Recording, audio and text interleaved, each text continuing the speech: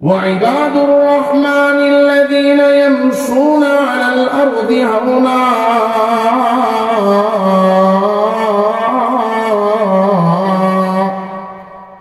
আমার আল্লাহ বলেন ইবাদুর রহমান আল্লাহর বান্দা যদি হতে চাও, আল্লাহর প্রিয় বান্দা, আল্লাহর প্রিয় ভাজন যদি হতে চাও, জমিনের মধ্যে অহংকার করা ছেড়ে দাও, বিনয়ী আর নম্র হয়ে যাও। এই জন্য অহংকার করা যাবে না। অহংকারীকে আমার আল্লাহ অপছন্দ করেন, অহংকারীকে আমার আল্লাহ ঘৃণা করেন, অহংকারীকে আমার আল্লাহ তার রহমত থেকে বঞ্চিত করে আমার আল্লাহ দুনিয়াতেই লজ্জিত আর লাঞ্ছিত করেন। এই জন্য আমার আল্লাহ আমারে দয়া করে টাকা পয়সার নিয়ামত দিয়েছে, শুকরগুজার হই, বিনয়ী হই।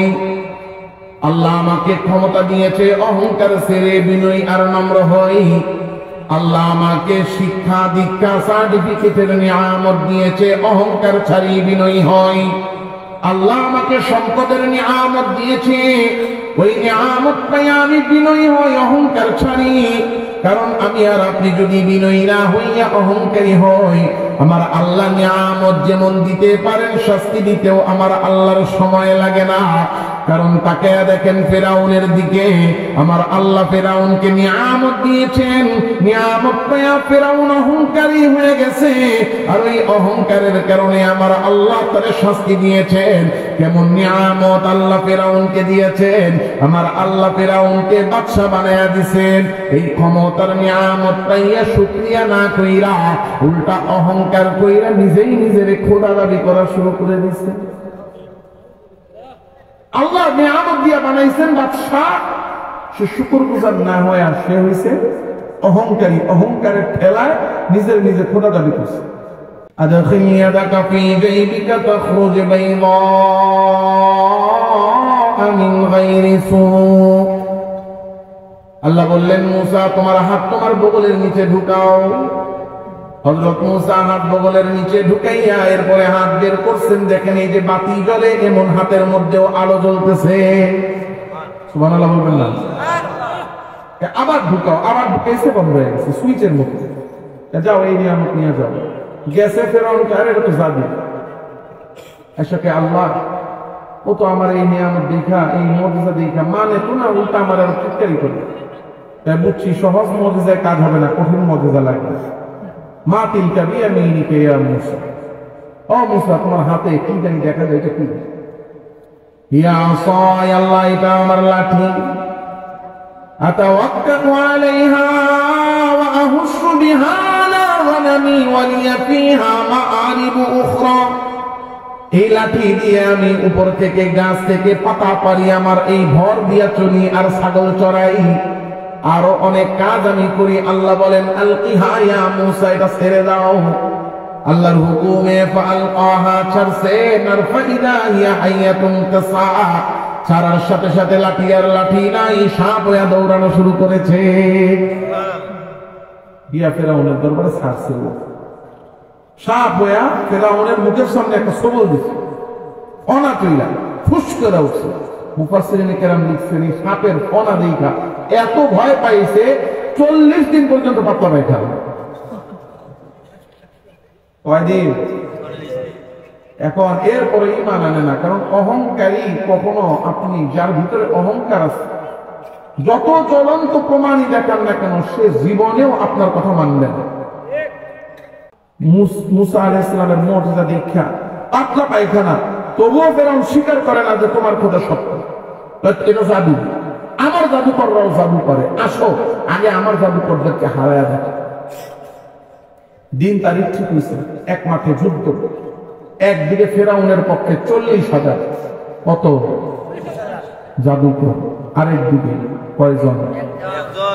একজন। কিন্তু হকের পক্ষে যদি কেউ একা থাকে, একা থাকে না, তার সাথে থাকে কে? জোরে কোন না কে? হযরত মুসা আলাইহিস সালাতু ওয়াস সালাম ময়দানে নেমে গেছেন, উল্টা দিকে 40,000 জাদুকর। ডাক দিয়া জিজ্ঞাসা করে, ইয়া মুসা ইম্মা আন তুলকিয়া ওয়া ইম্মা আন নাকুনা নাহনুল মুলকিন। তুমি আগে জাদু দেখাইবা না আমরা আমাদের জাদু দেখাবো? হযরত মুসা আলাইহিস সালাতু ওয়াস সালাম বললেন, তোমাদের জাদু আগে দেখাও।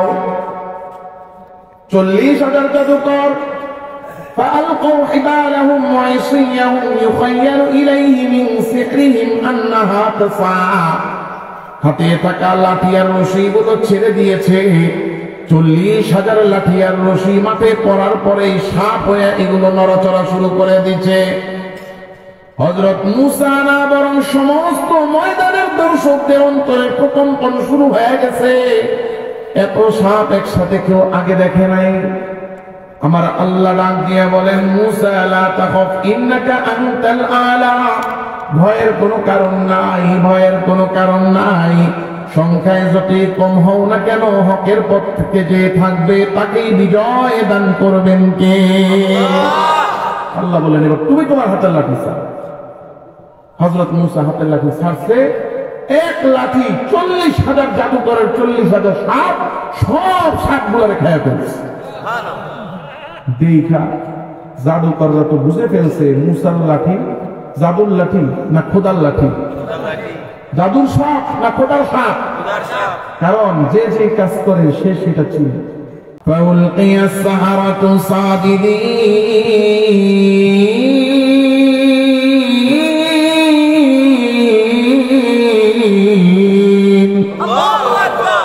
সমস্ত জাদুকররা যখন বুঝে ফেলছে এটা কোনো জাদুর সাপ না, আল্লাহ পাঠাইছেন, সব জাদুকররা একসাথে সিজদায় পড়ে আল্লাহ তাআলার কাছে তওবা করে ঈমান এনে বলে, আমান্না বিরাব্বিল আলামিন রব্বি মূসা ওয়া হারুন। এতদিন আমরা যা করেছি ভুল করেছি, কিন্তু আজকে এই সাপ দেখে বুঝে ফেলেছি এই সাপ জাদুর সাপ না, এই সাপ তো পাঠাইছেন তিনি, আসমান আর জমিনের মালিক যিনি। তাই আমরা ওই রবের উপর ঈমান আনলাম যিনি আমাদের রব, জমিন আসমানের রব। হারুন আর মুসার রব, ঈমান আনলাম ওই রবের উপরে। জোরে ডাক দিয়া বলেন, ওই রবের নাম কি? ঈমান আনতে দেখা ফেরাউনের মাথা গরম হয়ে গেছে। কিরে,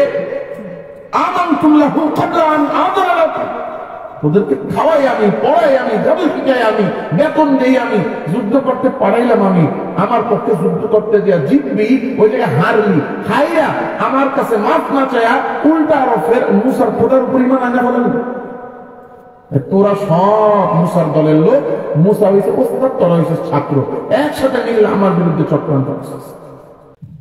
ফেরাউন যখন কিনা দেখলো জাদুকররা সব ঈমান আনছে, ফেরাউনের মাথা গরম। দেখেন অহংকার, শুরুতে বলেছি অহংকার উম্মুল আমরাদ, সব গুনাহের মা। অহংকার হলো গুনাহের মূল, যেটাকে বলা হয় রাস্তা। রাস্তা যদি খোলা থাকে, গেট দরজা যদি থাকে, তাহলে এই দরজা দিয়ে জিনিস ঢুকতে পারবে। কথা পারবে, একটা ঘর বানাইছেন, যদি দরজা থাকে এই ঘরে যে কেউ ঢুকতে পারবে, দরজা নাই ঢুকতে পারবে না। গুনাহ, অহংকার হইল গুনাহ ঢুকার রাস্তা। কারণ অন্তরে অহংকার থাকলে এই অহংকারের রাস্তা দিয়া, অহংকার নামক দরজা দিয়ে সব গুনাহ তার ভিতরে ঢুকে যাবে, সব দোষ তার ভিতরে ঢুকে যাবে। ফেরাউন ছিল অহংকারী। যখন কিনা দেখলো তার লোকেরা তারে জিজ্ঞাসা না করে ঈমান আনছে, এখন সে হয়ে গেল জালেম। কেমন? তোরা আমার কথা শুনছ নাই, তবে উপরে শাস্তি। কি শাস্তি? 1 নম্বর শাস্তি, 2 হাত কেটে দেবে। যদি 2 হাত কাটা হয় তাহলে তো হাত দিয়ে কাজ করতে পারবে না, কিন্তু পা দিয়ে চলতে পারবে না। 2 পাও কেটে দেবে। 2 পাও যদি কেটে দেয় তাহলে হাত দিয়ে কাজ করতে পারবে। 2 হাত 2 পা দুটোটা কেটে দেবে, তাহলে হাত পাও থাকবে না, ব্যালেন্স থাকবে। বুঝতেছেন তো? হামাগুড়ি দিয়ে চলতে পারবে। তাহলে 1 হাত 1 পাও কাটো, একদিকে যদি কাটেন তাহলে একদিক নাই আরেক দিক আছে, ব্যালেন্স, এটাও কিছু ব্যালেন্স আছে। তাহলে এমন ভাবে কাটো যাতে করে তার এই হাত থাকবে, পা থাকবে, কাজে আসবে না। কেমনে? লাউ ক্বাত্তা'আন্না আইদিয়াকুম ওয়া আরজুলাকুম মিন খিলাফ। উল্টা দিকের হাত আর পা কাটো। ডান হাত কাটলে বাম পা কাটো, বাম হাত কাটলে ডান পা কাটো। তাইলে হাতও থাকবে, পা থাকবে, কিন্তু কাজ করতে পারবে না, না চলতে পারবে না, কাজ করতে পারবে, ব্যালেন্স থাকবে না। শুধু হাত পা কাইটাই ছাড়া হবে না, এই শাস্তি ভোগ করতে করতে লা উসাল্লিবান্নাকুম আজমাইন, সবগুলোর শুলিতে চড়াইয়া দাও। অহংকারী ফিরাউন অহংকারের চূড়ান্ত সীমায় পৌঁছে যখন এই জুলুম করলো, আমার আল্লাহ বলে মুজিজা দিয়ে আর কাজ হবে না, তোর উপর আযাব পাঠানো লাগবে। আল্লাহ আযাব পাঠানো শুরু করে দিলেন। ফাআরসালনা আলাইহিমুত তুফান ওয়াল জারাদা ওয়াল কুম্মালা ওয়াদ দাফাদিআ ওয়াদ দামা আয়াতিন মুফাসসালাত। আমার আল্লাহ সর্বপ্রথম তুফানের আযাব পাঠিয়ে দিলেন। ফিরাউনের পুরো গোষ্ঠীর উপরে তুফান, এমন তুফান শুরু হয়েছে, তুফান চলতেছে কিন্তু তুফান বন্ধ হওয়ার নাম নাই। মুফাসসিররা লিখেছেন একটানা 7 দিন, কেউ লিখেছেন 14 দিন, কেউ 20, কেউ 21, 24 দিন পর্যন্ত লিখেছেন। একটানা তুফান চলতেছিল, তুফান বন্ধ হওয়ার নাম নাই। ক্ষেত খামার বাড়িঘর সব লন্ডভন্ড হয়ে গেছে। এবার ফিরাউনের বাহিনী দেখে তাও তুফান বন্ধ হয় না, দৌড়ে গেছে মহামান্য ফিরাউন। তুফান তো শুরু হয়েছে, বন্ধ হওয়ার নাম নাই। দয়া করে তাড়াতাড়ি কিছু একটা করেন, নাইলে তো তুফানের নিচে ডুইবা সব মরতে হবে, বাঁচানোর ব্যবস্থা করেন। কিন্তু ফিরাউন কেমনে বাঁচাবে? এই তুফান বন্ধ করার ক্ষমতা তো ফিরাউনের নাই। তুফান পাঠাইছেন যিনি, বন্ধ করলে করতে পারেন তিনি। জোরে বলেন তিনি কে? ফিরাউন দেখলো আর কোনো উপায় নাই, দৌড়ে গেছে। মুসা, তোমার খোদাকে বলো তুফান বন্ধ করতে। হযরত মুসা ডাক দিয়ে বলে, আল্লাহ, ফিরাউন তো বলে তুফান বন্ধ করার জন্য। আল্লাহ বলে, বলো ঈমান আনতে। কয় ঈমান আনো। কয় ঈমান আনবো, আগে বলো বন্ধ করতে। পরে যদি তোমার খোদায় ধোঁকা দেয়, নাউজুবিল্লাহ করে না, ঠিক আছে আল্লাহ বন্ধ করতে, ঠিক আছে দিলাম বন্ধ করতে, ঈমান আনতে। তুফান আল্লাহ বন্ধ করছে। অহংকারীরা এত খারাপ, এত নিকৃষ্ট, ফিরাউন ঈমান আনবে দূরের কথা। পরের দিন সকালে গিয়া সবার মধ্যে বসে সবাই ডাক দিয়ে কয়, তোমরা বলেছিলে তুফান বন্ধ করতে, এই বন্ধ করে দিল। আল্লাহকে কি ব্যবসা, আমার কাছে আযাব নাই। ওয়াল জারাদ ওয়াল কুম্মাল ওয়াদ দাফাদি ওয়াদ দাম। আল্লাহ এরপরে লাগাতার একটা একটা করে উকুনের আযাব পাঠাইছে। সবগুলোর মাথার মধ্যে উকুন, উকুনে মাথার চুল খায়া, মাথা খায়া মগজ পর্যন্ত, মুফাসসিররা লিখেছেন মগজ পর্যন্ত চলে যেতেছে। ওরা সবার মধ্যে বসে বসে খালি মাথা চুল খায়। সবাই চুলকাইলে কি হবে? কপাল পোড়া ফেরাউন ও চুলকাইতে পারে না। ও খোদা, ও যদি সবার সামনে চুলকায় তাহলে মানুষের কেবো কি খোদার ওদিকে উকুনে কামড়ায়। ও উকুনে যখন সব অস্থির গিয়া বলে মহামান্য ফিরাউন উকুন বন্ধ করে, ও তো আর পারবে না। ইয়া কয়, এ মুসা, তোমার খোদারে বলো হুকুম বন্ধ করতে। তুমি আগে ঈমান আনো। আগে কেহি হুকুমে তোমার খোদার কথা শুনেনি। এ ছোট হুকুমে যদি তোমার খোদার কথা না শুনে, তাহলে আমি শুনেন কেমন? আল্লাহ ও তো এই কথা বলে আগে আপনার হুকুম সরাইলে পরে ঈমান আনতে। আল্লাহকে যা ও কথা মানলাম, ঈমান আনতে। আল্লাহ সরাই দিছে, ঈমান আনে। এরপর আসে পঙ্গপালের আযাব। মুফাসসিরিন কেরাম লিখেছেন, ঝাঁকে ঝাঁকে পঙ্গপাল কাঁচা ক্ষেত খেয়ে ফেলছে। গোডাউনে, গুদামে, ঘরের মধ্যে ডিব্বা, টোমা, টামি যা আছে, যেখানে যত ফসল, যত শস্য সব খেয়ে শেষ। গাছ, কাঁচা গাছ, পাতা থেকে খাইতে খেতে ডাল খেয়ে শেষ।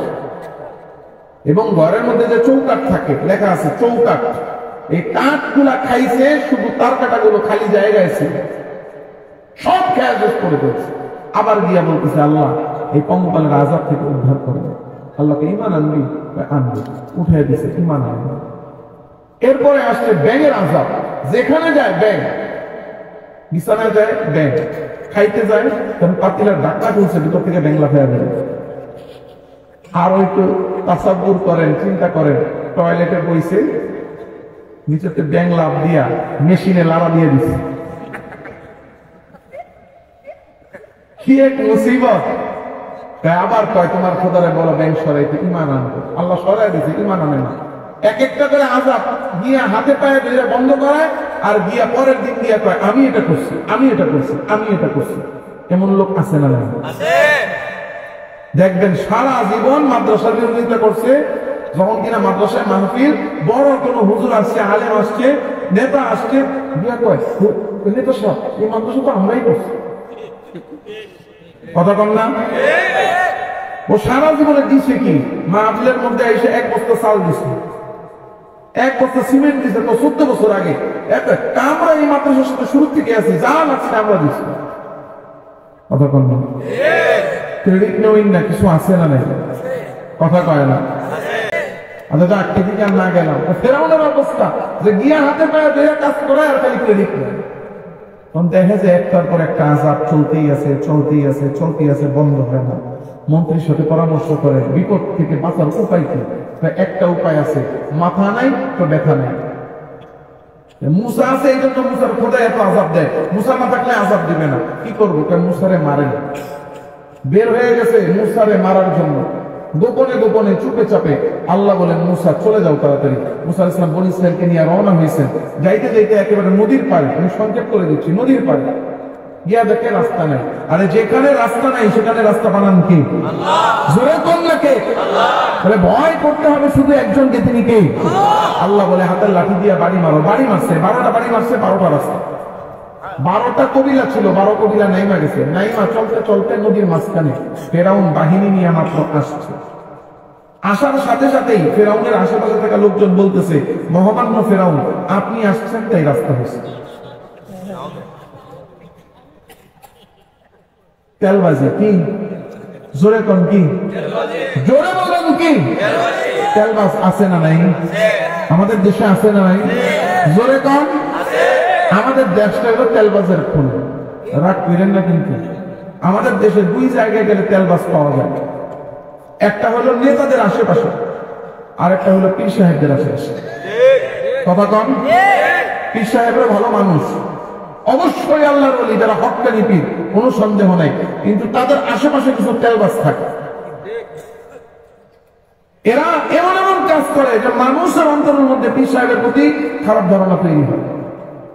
এবং পীর সাহেবের কাছে একজন মুরিদ যাবে, একজন সাধারণ মানুষ যাবে, এরা এমন ভাবে আটকে রাখে, যেতে পারে না। কথা বলেন না কেন? রাগ করতে পারেন, এটাই সত্য। এই 2 জায়গায় গেলে তেলবাজের খনি। তাহলে এই বড়দের আশেপাশে যেটা বললাম, মানে নেতা, ক্ষমতাওয়ালা, টাকাওয়ালা, মানে যাই হোক, তার আশেপাশে তেলবাজের খনি। ফেরাউনের আশেপাশে হয়েছে। দেখে কয় এটা আপনার লেগে হয়েছে, কার লেগে হয়েছে? আচ্ছা, এই রাস্তা কি ফেরাউনের জন্য না মুসার জন্য? আচ্ছা ধরেন পৃথিবীর কেউ জানে না এই রাস্তা ফেরাউনের জন্য, কেউ জানে না মুসার জন্য এই রাস্তা। ওর আশেপাশে থাকা সবাই ধরে নিচ্ছে, হ্যাঁ আমরা যেহেতু ফেরাউনের কথা মানি, ফেরাউনের জন্য এই রাস্তা ধরে নিলাম। কিন্তু আর কেউ জানো কেন না জানো, ফেরাউন জানতো না যে এই রাস্তা আমার জন্য হয় নাই। ফেরাউন জানতো কিনা?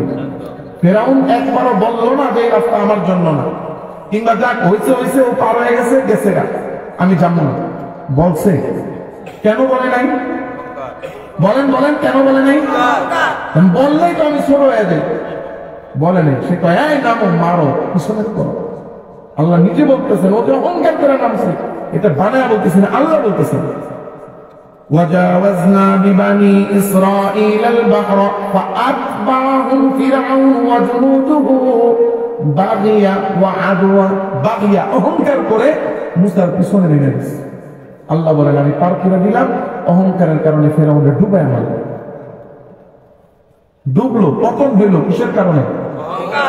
আল্লাহ ঘৃণা করে ডুবায় মারলো। এত সুযোগ দিছে, মানে নেই, ডুবাইছে।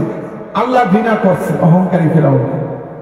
আল্লাহ ঘৃণা করার কারণে পানি ঘৃণা করছে, পানি ফেরাউনের শরীর খায় নাই, মাটি ফেরাউনের শরীর খায় নাই, যেমন ছিল তেমনই আছে। আল্লাহ দেখায় দিচ্ছে, দেখো অহংকারীর পরিণাম। পৃথিবীতে আস্তিক নাস্তিক, মুসলমান, হিন্দু, বৌদ্ধ, খ্রিস্টান 800 কোটি মানুষ আছে পৃথিবীতে। ফেরাউন যাওয়ার পরে এই পর্যন্ত হাজার হাজার কোটি কোটি মানুষ গেছে, কেউ নিজের সন্তানের নাম ফেরাউন রাখেন। কথা বল না কেন? মানুষ ফেরাউন নামটাও ঘৃণা করে। অহংকারীকে আল্লাহ ঘৃণা করে, সবাই ঘৃণা করে। আল্লাহ নিজে বলেন সাআসরিফু আন আয়াতি আল্লাযীনা ইয়াতাকাব্বারুনা ফিল আরদি বিগাইরি হক, জমিনে যারা অন্যায়ভাবে অহংকার প্রদর্শন করবে, আমি আল্লাহ আমার রহমত, আমার নিদর্শন থেকে তাদেরকে আমি দূরে সরাই দেব। দুনিয়াতেও বঞ্চিত আল্লাহর রহমত থেকে, আল্লাহর ভালোবাসা থেকে, আখিরাতেও বঞ্চিত আল্লাহর জান্নাত থেকে।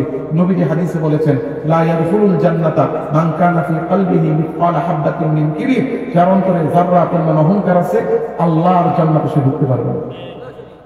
এজন্য অহংকার থেকে বাঁচতে হবে। পারবো ইনশাআল্লাহ? আল্লাহ আমাদের সবাইকে তৌফিক দান করেন। আমিন ওয়া আখিরু দাওয়ানা আলহামদুলিল্লাহি রাব্বিল আলামিন। আচ্ছা, দোয়া তো আগে হুজুর করছে, নিয়ে পড়ো। মুসাফির হিসেবে একটু সংক্ষিপ্ত করি।